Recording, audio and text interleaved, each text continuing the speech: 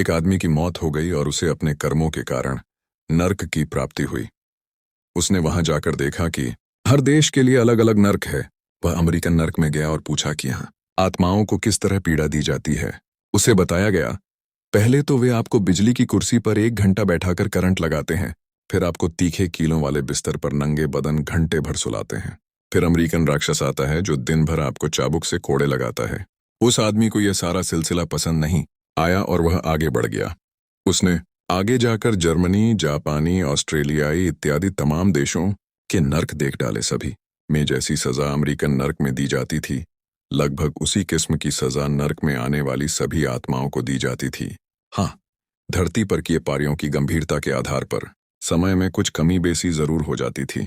घूमते घूमते वह आखिर में भारतीय नर्क में पहुंचा। वहां उसने देखा कि नर्क में प्रवेश के लिए आत्माओं की हजारों मील लंबी लाइन लगी है। आश्चर्यचकित होता हुआ उसने पूछा कि यहाँ किस किस्म की सजा आत्माओं को दी जाती है जिसके कारण इतनी लंबी लाइन लगी है। उसे बताया गया कि पहले तो वे आपको बिजली की कुर्सी पर 1 घंटा बैठाकर करंट लगाते हैं, फिर आपको तीखे कीलों वाले बिस्तर पर नंगे बदन घंटे भर सुलाते हैं। फिर भारतीय राक्षस आता है जो दिन भर आपको चाबुक के कोड़े लगाता है।